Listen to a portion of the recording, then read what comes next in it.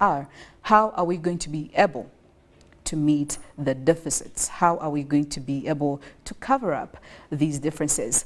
Well, very many feelings again have been expressed about this national budget framework, and one of them is the civil societies organization. Now, under their umbrella, that is the Civil Society Budget Advocacy Group, or you can call it the CSPAG, did have something to say, I think about 2 days ago.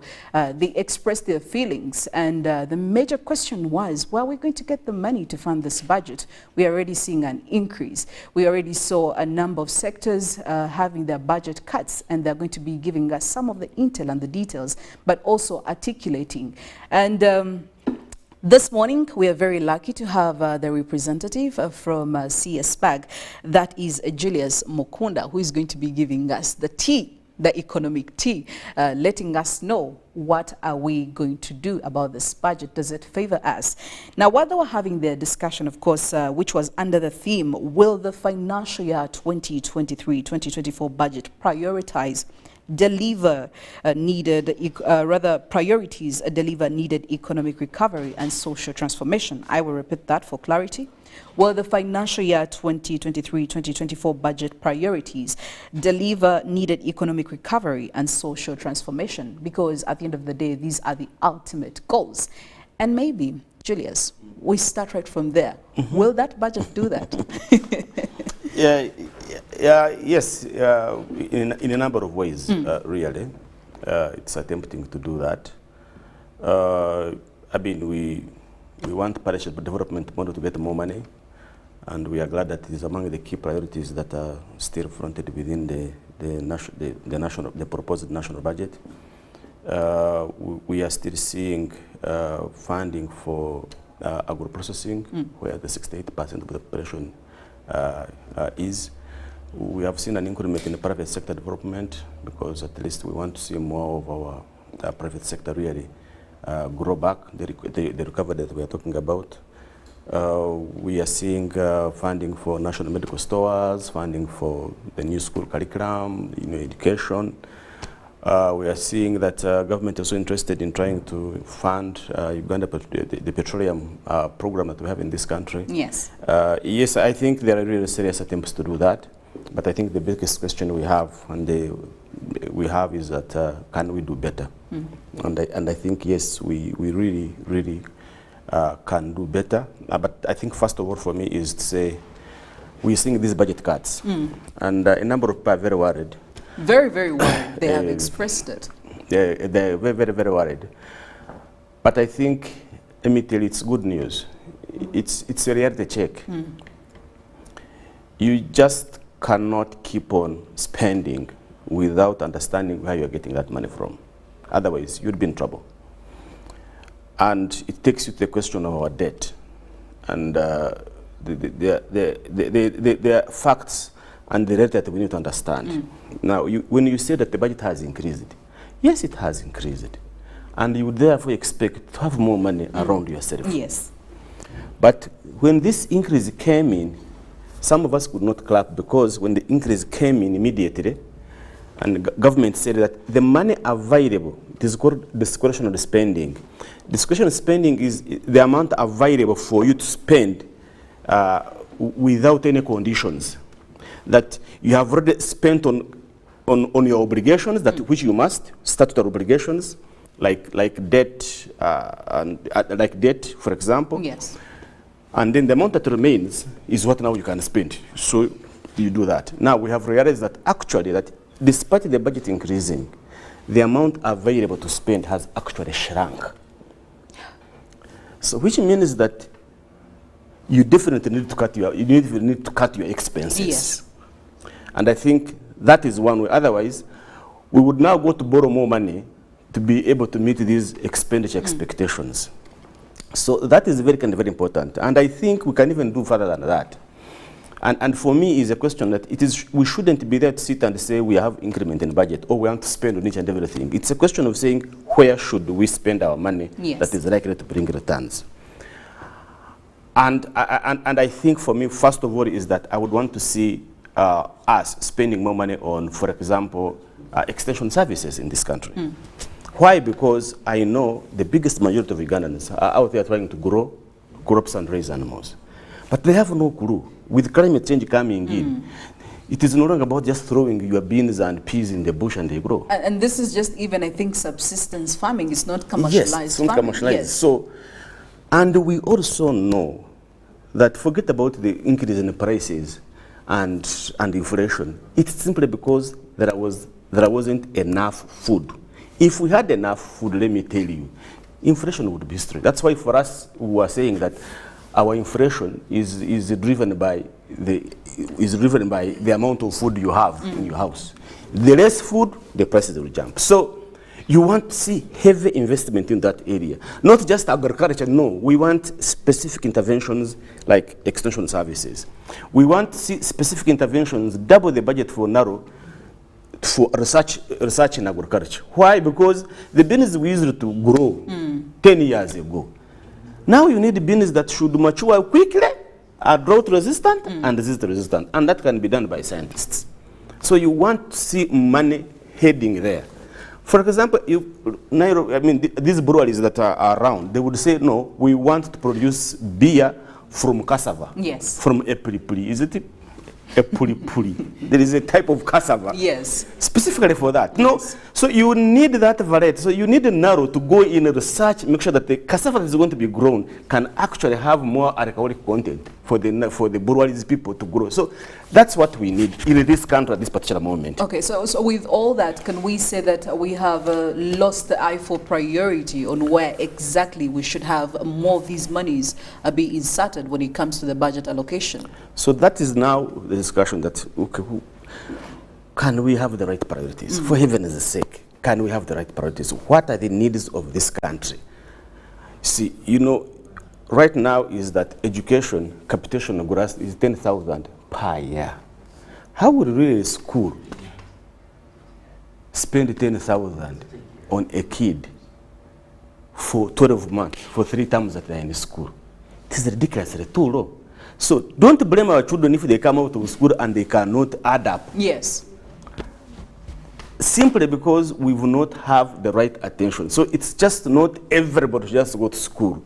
We want to see the quality of the quality of education that is being delivered on our children. Okay. So that's where you really want to focus your money on. So these projects that are huge. I mean, I know, for example, we are trying to build buses. Yes. It is okay. The Kira EVs, yes. The Kira EVs. It's okay to venture into that. But the biggest priority for me is we should be able to see how we can sell our business to the Japanese. Because I know it is going to take us like 50 years to come to the grade of Japanese in terms of manufacturing vehicles. That is the reality. Well. But we shouldn't not do that. We can start slowly. Yes. But we can invest heavily in the growing of beans, peas. If the Japanese want squared watermelon, for example, we should be able to grow it because we can beat them at that. Because God is still giving us the nature that can really do this particular work. Okay. So it is very, very critical that we spend money to those areas that can bring us serious returns. All right. The biggest, some of the sectors that are actually receiving some of the biggest chunks of this budget according to this national budget framework, we're looking at human capital development walking away with 9.61 trillion, and governance and security are walking away with 6.824 trillion. And of course, integrated transport infrastructure, 4.6 trillion, and also agro-industrialization, we're looking at 1.499 trillion Uganda shillings. But you speak of the key ministries where we're supposed to be putting our money.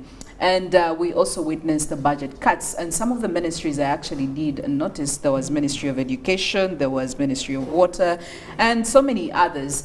Now, the fear here is that we love the budget cuts. Yes, absolutely. Probably they will do us some good economic value, but the worry is that the trickle-down effect of all these budget cuts are going to affect the cost of living. You did give an example of the education sector. Yes, you're cutting the budgets, and I did see some of the presentations they made is that now that means we are going to have to minimize the list of our projects. We are going to slash off some of these projects that we are doing as a ministry. I don't know what now. We are caught in a place where we need the cuts, but they're also affecting some of the ministries, some of the key ministries.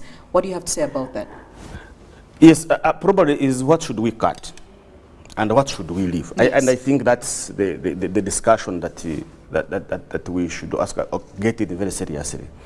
What should we cut? I would cut the budget for Parliament because Absolutely. Yes, I mean legislative and oversight, yes.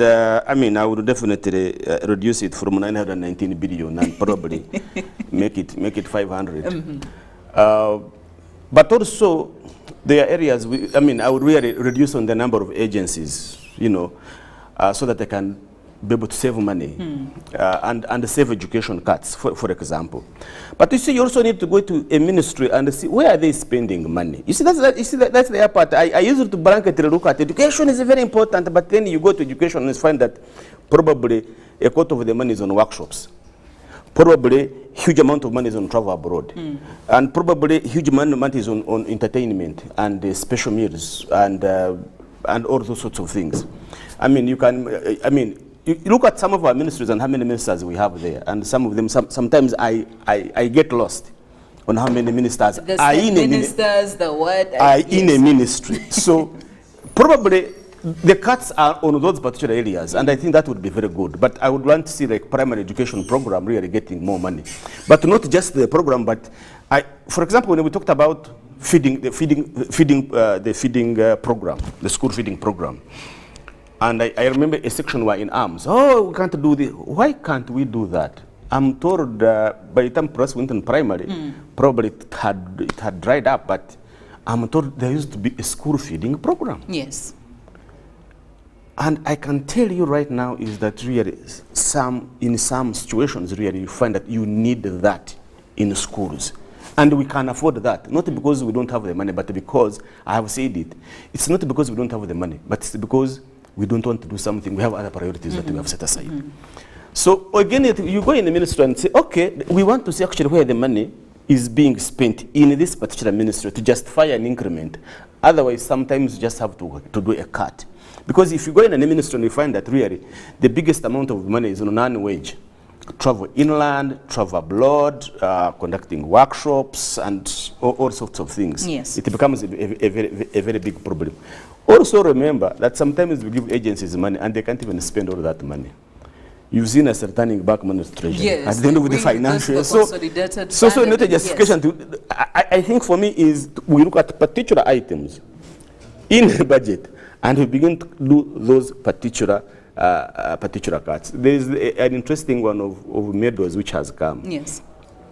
It's not because really we don't want to recognize the important people who have made a contribution to this country. Yeah. No. But it is a question of at what cost. In fact, it would, for me, I would say this particular year, we shall get the president to write for us certificates. And they will send it by mail, and definitely will get it and will be recognized. Than spending 4 billion on medals. So for me, you see, those are the things that you need to understand and say, okay, the situation where we are, we don't have the leverage of being rich. Yes. It's not there. It's a question, we are in a survival mode, that we need to save money and deliver. Look at local governments, really. You go to a district, basically they are paying salaries and other expenses. In terms of development, you find development actually constitutes less than 20% of the entire district budget. The salaries don't equate, and then the no, you see, the right proportion is that you should spend 70% yes. on development and 30% on administration. But it is vice versa. It is even worse. You find that you are spending 80% on administration and 20% on development. So why would we even want to have such a kind of a district anyway? So now, because of that, we have seen, very many government officials complaining of their salaries and what now. What do we do? Does that mean we cut their salaries? Is that what is necessary? They should not have been there in the first place. Because when you have a district that has got one county. Yes. it does not make any logical conclusion for me to have a district that spends on its officials only. I mean, look at this last quarter release. 90% of the money, 91% by the way, of that money is for wage and non-wage. 9% is for development. So you really want to say, should you have these kind of districts? So probably it's high time to say, no, come on, some districts should merge up and disappear and go back to their mother ministries. Yes. So that the same cow, the same chief finance officer, the same district water engineer, the same district transport officer can manage all the 4 districts. And that saves a lot. So it's not about one district. I think for me it's about service delivery. Yes. And you can be able to deal with that. So I think for me is that these are some of the glaring realities we need to look at. Because if Parliament, for example, passes agrees on another list of cities and districts, the money available for government to spend on its priorities will keep on reducing. Yes. And when it reduces, there is less service delivery. People need to understand that the money is not just for the politicians. The money is meant for an ordinary person to improve their livelihood. So if you spend 90% of the money on the politician and the technocrat, then you as an ordinary person, you will remain the way you are. Well, that's very, very sad. We are having a conversation about the perspectives as presented by the civil society organizations under the umbrella body, that is the CSPAG, concerning the budget framework that was presented to Parliament by the Minister of Finance, that is Honorable Matia Kasaija. We are looking at the financial year of 2023-2024. Now, Julius, also, we do have quite a very serious debt burden as a country, and we know that part of that budget is supposed to be servicing these loans. But when we look at the loans, when we bring them out, one of the things that we look at where these loans go supposedly is the infrastructure development. My issue is, do we get value out of the infrastructures that we construct in all sectors to equate the money that we are getting out on loan to be able to make sure there is accountability? The infrastructure development in Uganda, does the value equate to the money we come out and, you know, dedicate to those specific areas? Because we are looking at growing a load burden. But let's again get to the facts. Number one is borrowing is not bad. Okay. No, borrowing is not bad. It is where you get it from and what you're going to use it for. If you borrow and go for a wedding, and then for me I borrow and I start a business, we are not the same. Absolutely. After a year down the road, we are definitely not the same. So borrowing has brought in benefits for this country. That's absolutely right. And we have examples. You go to Entebbe Express Highway, I mean, we know you can drive from Chisoro to Koboko. I mean, all these roads have been there. We know that we have invested in the energy to increase the power dams that we have constructed for us to have more electricity. These have been loans for government. A number of energy projects, a number of water projects connecting cities and villages, all these have been loans. And even hospitals, we've built hospitals out of loans from multilateral institutions. But the challenge now we face is, okay, are we sustainable? Are we likely to pay your debt? It's very, very important. Now, today it is. The government of Uganda has the capacity to pay back. That's why it has now to say, okay, we have been spending money on these ministries. Let us reduce on the expenditure and deal with the loans. Now is when we have the capacity after they have done that? No, I mean, previously we didn't have the capacity? No, we did. We did, and even today we still have. Okay. So nobody can stand up and say that Uganda is unable to pay its debt. No, no. We still have. The only question you want to ask yourself are majorly 3. Number 1 is the kind of debt we are contracting. It's very, very important. Are we contracting expensive loans, or we are contracting less expensive loans? Expensive loans are commercial loans. Commercial loans means that you go to, to these loan sharks, the banks around here, the hedge funders and the CEPROs. I'm giving $1 million, you give me 10%, and you should pay it in 3 years or 4 years. Now, you see, government cannot get returns in 3 years. Government gets returns in 20 and above years. So that's a very expensive loan. But a World Bank loan will say, oh, come on, we have a loan here, Yes. interest rate is 1%, grace period is 10%, and you pay this loan in 40 years. So if you're a very bright person, that is the loan you should go for. Now, of recent, we have seen, so those commercial loans and non-commercial loans, so we call them concession and non-concession. Non-concession, yes. So non-concession loans are the cheapest. Concession loans are very expensive. So, but we have seen a progress of more commercial loans coming in. The percentage was 10%, it went to 20, 25, now we're at 35% of our loan portfolio is those commercial loans, Yes. which is not good. But of course, it is also the question of how much you are paying, using your revenue to pay the loans. Because loans are paid out of what URA collects. So interest payments, we are seeing that the amount of money we use to pay has been increasing from 24% to 28%, now we are at 32%. We are actually projecting it is likely to reach 42%, which means that a bigger proportion of the money you collect, it directly goes to these guys waiting for you to pay them back. Yes. And therefore, you're going to remain with very little to deal with your everyday problems. Yes. And God forbid, pray so hard that you don't get an outbreak. You don't get, a case whereby you needed to shut down the country and deal with that particular pandemic, for example. That will sink you further because you don't have enough room, fiscal space, to spend on these emergencies that have not been planned. Lastly is the question of our ability to utilize the money that we have borrowed. Which means that if they give me money to construct 10 kilometers of a road, I should make sure that it is done on time and on budget. Now, right now is that it is our biggest challenge that we are facing. And if you go on Busega Mpiji Express, a road that we were supposed to have finished 4 years ago, we've not even done 10% of that road. And we had a loan on that. Which means that currently we have been given a figure that $5.5 billion is the amount of loans that has not been disbursed to us, which we contracted, simply because our capacity to use that money is not there. It's still lacking. A good example I can give you is the tree issue. Oh, yes. We were constructing, and in the middle of it, we found there was a tree. Yes. If you are a good planner, before even you sign that loan, you should have made sure that I have a right of way, that that tree is not there. That even if it is there, my design is there to go around it, under it, or above it, or have paid off people already.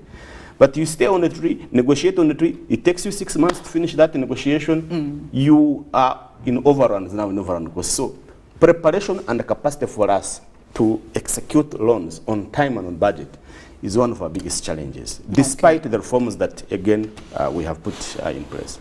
Well, while you are also talking about this issue and expressing your issues in this budget, you did express your concern about specific areas, very many areas, but there's some that I would love us to look at. You did express your concerns on the high public expenditure. You did talk about high stock of public debt and structured investment for women's economic empowerment, which I would love for you to elaborate more. And you also did talk about the non-functionality of medical equipment in health facilities. I mean, I think it's very important for us to know how that is costing us, even on the budget. But then also you did talk about the inability to realize revenue generation potential from Uganda's tourism. And this is where I would love us to talk about, to start from. Looking at their budget cuts, I think they cut about 75% of their budget. Yes. And they were really complaining. They were not happy. They raised a number of issues. They were very bitter, I must say.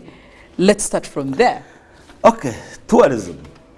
Tourism had a budget of, this financial year, tourism had a budget of 194 billion. Yes. But the next financial year, they're going to have 89 billion, which is probably a cut of almost 105. Entire budget has almost been wiped out. Now, I think this is the argument I've been making. Where should we be spending money? You have a cash cow that brings in billions of dollars on an annual basis. What you would want to do is to ensure you tap into that, even to double that inflow to come to you.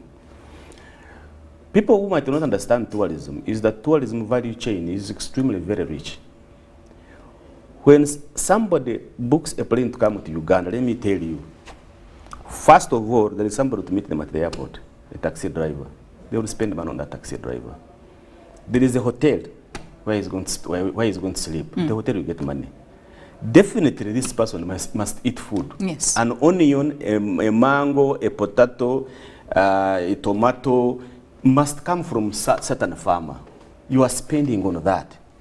They would want to go to the national park. The park entry fees, there is money for that. There is a guide who is going to guide this person around the park and show him the wonderful place we live in this country. There is all that, where government you don't need to spend money on. Or you need government to make sure, because remember has come to the park, is to make sure that there is a road that leads to the park. To make sure that if he's interested in seeing lions, that there are no poachers killing lions every day and the lions are becoming extinct in Uganda. That for heaven's sake, if he's lost, he can be able to tap internet and call home, back home, and probably even share selfies with their families abroad. So those are the things the government is supposed to do. That you need to invest in infrastructure of the tourism sector. That if he comes in this hotel, he's not made by a very gloomy face, like why did you come to my hotel or why did you come to my country, but a smiling face, able to welcome you and you feel at home. Those are the things the government is supposed to do. So if you don't do that, even the little that is coming is not going to come. That's why you hear people come and say, the biggest, when they talk about chimpanzees in this country, no, gorillas in this country, they say, oh, they belong to another country. But yet the biggest population is actually here. Why? Because I'm told even the road in Uganda has never been finished to be constructed properly, so that people can access it properly without any hassle. So I would want, unless the tourism sector has not really pitched itself, because these days actually you have to pitch your case to say, if you give me this money, this is the return that I'm going to bring to national development. So it becomes quite very, very, very important that we will think the way we are investing in tourism, the way we kind of market ourselves as a country, a destination. For heaven's sake, even CNN has said everybody should come to Uganda. Come to Uganda. It's been one of the recommended so why, if you had an extra shilling, really, everybody would say, please come to Uganda. And for me, really, it is something that government needs to seriously think about. It's not very expensive to invest in this tourism industry. You mentioned of excessive administrative expenses. Yes, and again, that's what we're talking about. Let me give you an example. You have Public Service Commission, Education Service Commission, Health Service Commission. All these are government bodies recruiting civil servants.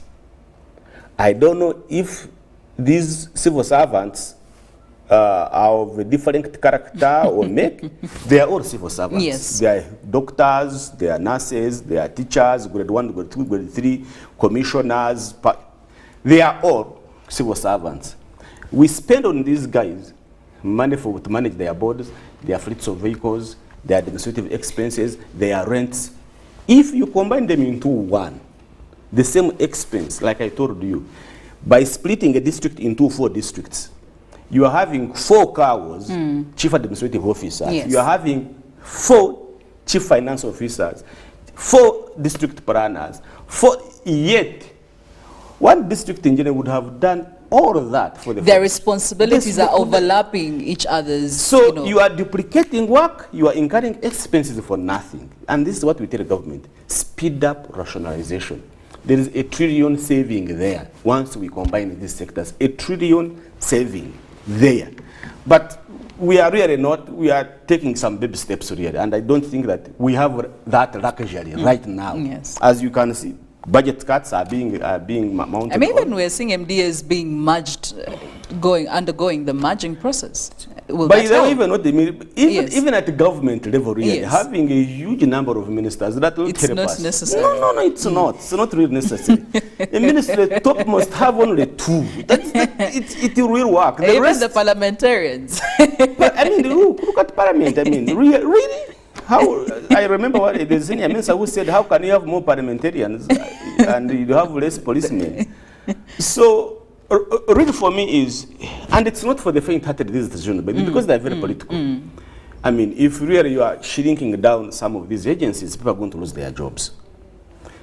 But they will be given their terminal benefits. But at the same time is that there is a bigger, greater good, public good for the country. That this agency is just merely for helping people to find their jobs, but not delivering a particular service. Yes. So for me, really, is that government has all the leeway to cut its expenditure. We fit into our budget. So when we're going to borrow, you know, sometimes we borrow and even borrow salaries. It's quite ridiculous. It's really very sad. It is sad that you borrow on the borrowing part, the recurrent cost one has got salaries on it. No. Once we borrow, we should be able to have the capacity to pay our own people to run the project. So that all the money, instead of doing 10 kilometers, now you can do 15 kilometers because the administrative cost can be managed by your own country. But simply because we have so many competing needs, we find that we don't have money for the project to run, and we end up also adding the cost of running that particular project. Yes. So those are kind of things where we need to address. And maybe one more where you did say that non-functionality of medical equipment in health facilities, if you could actually throw some more light on that. Yes. Among the things that we have realized is that you have a health center has been built, high-class standard theater, and you have no personnel to run the theater because you thought by delivering the theater equipment, then that's done. That's done. There is nobody to run that particular theater, so everybody remains. You're looking at each other. You have the machinery, the equipment, but so that's the non-functionality we are talking about. You put up a very nice building, it has no running water, or there is no electricity, or there is no solar. People will still look at this nice building, but it's just not a nice building. It's the service that it's supposed to deliver. So in doing this, we are saying that before you say, I want to construct a health center, think of its personnel that are going to run it.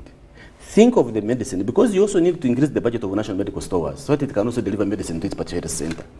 You need to ensure that Public Service Commission has actually given you an extra budget for the wage, so that you can also recruit doctors and nurses. So you need all that. It's just not the health center, no. You need, in fact, you can even conduct your health service activities, the minimum ones, under a tent. Because it's just, but you need to ensure that you have a holistic approach as you are planning for this. So planning for haphazard way has not helped us to deliver services.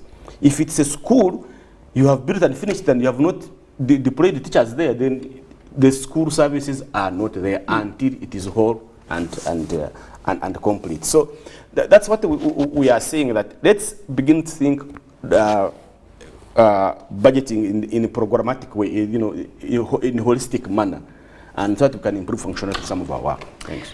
Well, the national budget, these are the perspectives coming in from the civil society organization as presented by Julius, our representative from CS-BAG, looking at the budget framework. Now, Parliament is debating on this, and of course, come June, we should be able to know what has been approved, where is this money going.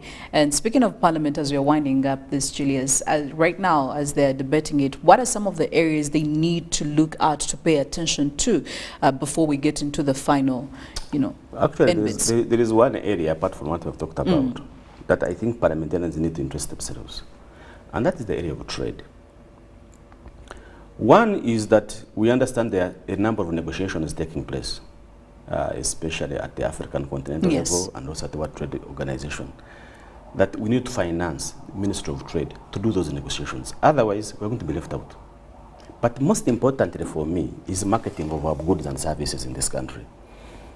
That Uganda Export Promotion Board really needed to have its budget revamped, but also given the right targets.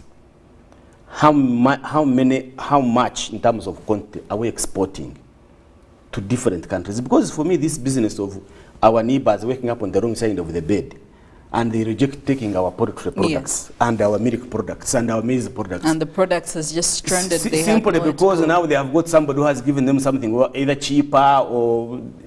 I think we should stop that and look for broader markets in West Africa, in South America. And I think each and every ambassador, the first thing is, at the end of the financial year, how much have you facilitated the government of Uganda to import government of Uganda goods and services, we should facilitate our ambassadors, wherever they are, to begin to look at markets. Because if we don't do that, then we shall still suffer with our neighbors. When somebody walks up on the wrong side of the way, they cross the border. You negotiate for 3 years. The other side, they say, no, we don't want your poultry. Yet you import one-day old chicken there. And when they grow old, where do they want us to take the one-day old chicken? When we import the one-day old chicken. When they reach here, they produce eggs and meat. Now, want to sell them with the eggs, they say we don't want our eggs. So how does that equate? So for me, is really investing in organizing our farmers and in getting into these markets is very critical and very important. And we would like the members of parliament to look at that. Well, Julius, thank you so much for making a time and throwing those highlights there. We can now only wait and see what's going to happen if government will listen to what CS Bag. Better listen. Well, thank you so much. That's it. Julius Mukunda is the ED for the Civil Society Budget Advocacy Group. That is the CS Bag. And they're here to guide, okay? They need to guide our government in making the right decisions, know where which money should be going, some of the areas of priority to look at. I want to wish you a wonderful Tuesday. I am Philomena Masco. Good morning.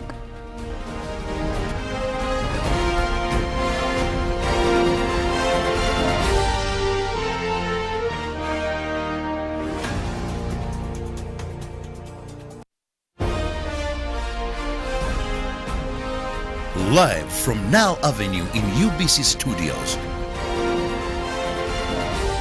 This is Good Morning Uganda.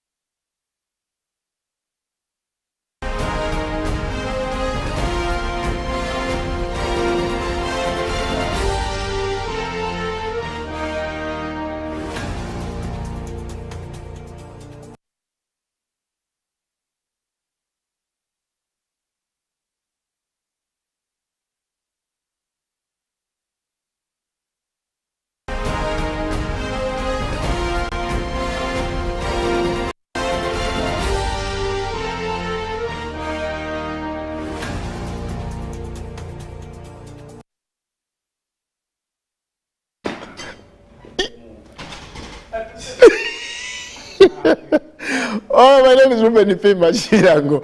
Good to be here this morning. Of course, I'm smiling because of the colleagues here have actually made my day. They are telling me that the population is actually has something to say about domestic violence, and I'm like, we have been beaten left, right, and center as men. And Farmer is saying, how can a tall man get beaten by a woman anyway? But Farmer, it happens. It does happen anyway. Good morning. Here to give you sports, and let's start with basketball. You know, basketball of late is actually. I know many of you would ask and say, why would you start with basketball when you have Chan? Yeah, Chan is on, and I'll get back to Chan. But let me get basketball out of the way. We had games this morning, and of course, there's a game in the fourth quarter between the Lakers and the Rockets. And the Lakers are leading by just 6 6 points. That's the Lakers are leading by 6 points. That's the Lakers. But the game is in the fourth quarter, so I'll get back and give you the result of that game. Then the games that have been completed, we had the Wolves are losing to the Jazz. That was 125 to 126 for the Jazz. Then also, the Grizzlies did beat the Suns. That was 136 for the Grizzlies and 106 for the Phoenix Suns. And after the game, like I said, the Rockets and the Lakers are still tussling out. And the game is actually in the fourth quarter.